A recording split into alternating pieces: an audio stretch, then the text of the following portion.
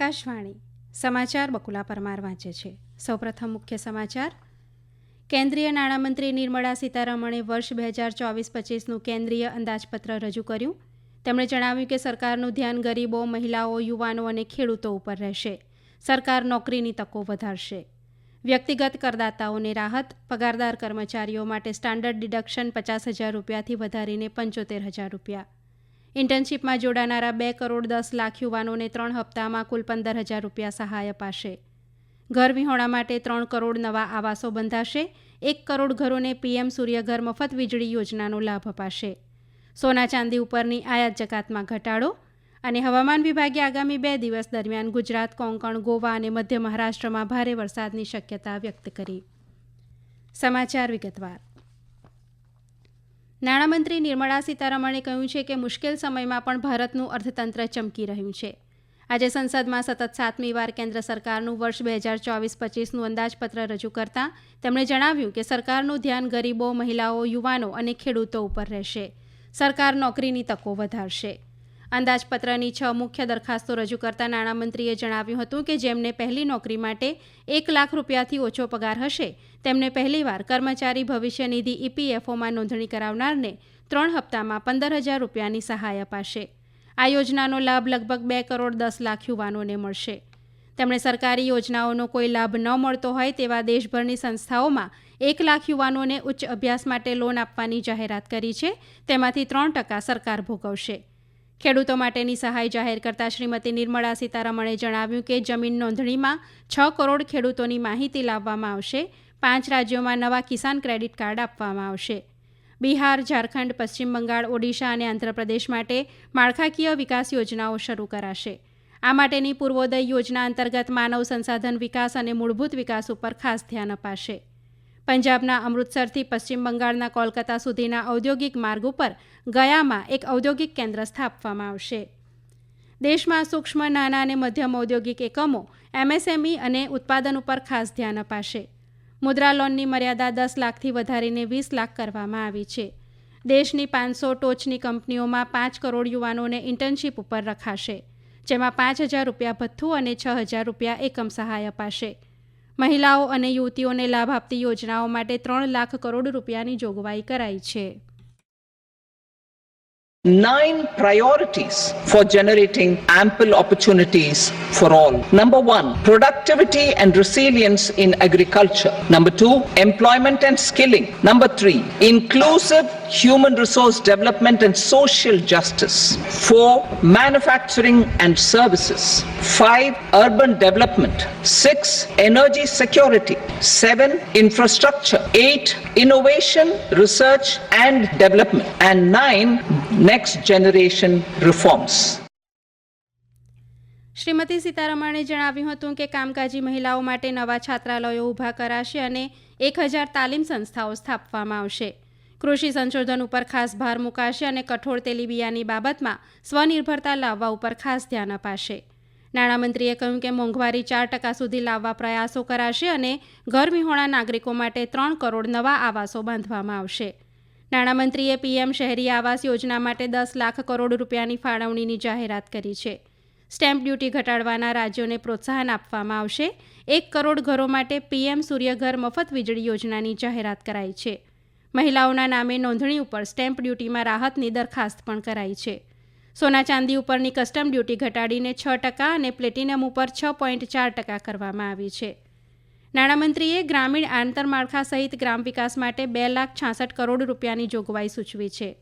વર્ષ 2024-25માં નાણાકીય ખાત કુલ રાષ્ટ્રીય ઉત્પાદનના 4.8% અંદાજવામાં આવી છે, જ્યારે દેશના આંતરમાળખાના વિકાસ માટે 11,11,000 કરોડ રૂપિયાનો મૂડી ખર્ચ કરવાની દરખાસ્ત કરાઈ છે. વર્તમાન NDA સરકારનું પહેલું અંદાજપત્ર રજૂ કરતા નાણામંત્રીએ કહ્યું હતું કે અંદાજપત્રમાં વિકસિત ભારતને નજર સમક્ષ રાખીને કુલ 9 પ્રાથમિકતાઓ નક્કી કરાઈ છે. તેમાં ખેતીમાં ઉત્પાદકતા વધારવા અને કુદરતી સંજોગોનો સામનો કરે તેવી બનાવવા, યુવાનોની કાર્યકુશળતા વધારવા, માનવ સંસાધન વિકાસ અને સામાજિક ન્યાય, શહેરી વિકાસ, ઉત્પાદન અને સેવા ક્ષેત્રમાં સુધારો, ઉર્જા સલામતી, આંતરમાળખાકીય વિકાસ, નાવીન્ય, સંશોધન અને વિકાસ તથા નવી પેઢીમાં સુધારા ઉપર ધ્યાન અપાશે. નાણામંત્રી નિર્મળા સીતારમણે વ્યક્તિગત કરદાતાઓને રાહત આપી છે. આજે રજૂ કરેલા બજેટમાં નવી કર વ્યવસ્થા હેઠળ પગારદાર કર્મચારીઓ માટે સ્ટાન્ડર્ડ ડિડક્શન 50,000 રૂપિયાથી વધારીને 75,000 રૂપિયા કરવામાં આવ્યું છે. સરકારે નવી કર વ્યવસ્થા હેઠળ કર માળખામાં ફેરફાર કર્યો છે. 3 લાખ રૂપિયા સુધીની આવક ઉપર કોઈ કર નહીં લાગે. 3 લાખથી 7 લાખ રૂપિયા સુધીની આવક ઉપર 5%, 7 લાખથી 10 લાખ રૂપિયા સુધીની આવક ઉપર 10% અને 10 લાખથી 12 લાખ રૂપિયા સુધીની આવક ઉપર 15% વેરો લાગશે. 12 લાખથી 15 લાખ રૂપિયા કમાનાર વ્યક્તિએ 20%ના દરે આવક વેરો ચૂકવવો પડશે અને 15 લાખ રૂપિયાથી વધુની આવક ઉપર 30% વેરો લાગશે. ભારતને વૈશ્વિક પર્યટનના કેન્દ્ર તરીકે સ્થાપિત કરવા માટે કેન્દ્ર સરકાર બિહારમાં ગયા ખાતે 17 વિષ્ણુપાદ મંદિર અને બોધગયામાં મહાબોધિ મંદિર કોરિડોરનો સર્વગ્રાહી વિકાસ કરશે. આ યાત્રાધામોને કાશી વિશ્વનાથ મંદિર કોરિડોરની જેમ વિશ્વકક્ષાના યાત્રાધામ અને પર્યટન કેન્દ્ર તરીકે વિકસાવવામાં આવશે. આ સમાચાર આપ આકાશવાણી ઉપરથી સાંભળી રહ્યા છો. આ રાષ્ટ્રીય સમાચાર આપ અમારી YouTube channel AIR news Gujarat ઉપર પણ સાંભળી શકશો. વધુ સમાચાર માટે આપ અમારા ટ્વિટર હેન્ડલ AIR_news_ABADને ફોલો કરી શકો છો. દરમિયાન કોંગ્રેસે અંદાજપત્રની ટીકા કરી છે અને આવકની અસમાનતા ઘટાડવામાં ઊણું ઉતર્યું હોવાનું કહ્યું છે. કોંગ્રેસી સાંસદ શશી થરૂરે સંસદ બહાર પત્રકારો સમક્ષ બોલતા કહ્યું હતું કે અંદાજપત્રમાં મનરેગા વિશે કોઈ ઉલ્લેખ કરાયો નથી. સમાજવાદી પક્ષના વડા અખિલેશ યાદવે પણ કેન્દ્રીય અંદાજપત્ર ફુગાવો નાથવામાં અને બેરોજગારી ઘટાડવામાં નિષ્ફળ રહ્યું હોવાનું કહીને તેની ટીકા કરી છે. તેમણે ખેડૂતો માટે પણ તેમાં કશું નક્કર નહીં હોવાનો આક્ષેપ કર્યો હતો.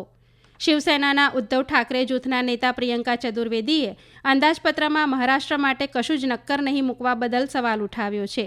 DMK અને TMCના સાંસદોએ પણ આ અંદાજપત્રની ટીકા કરી છે. ભારતીય હવામાન વિભાગે આગામી 2 દિવસ દરમિયાન ગુજરાત, કોંકણ, ગોવા અને મધ્ય મહારાષ્ટ્રમાં ભારે વરસાદની આગાહી કરી છે.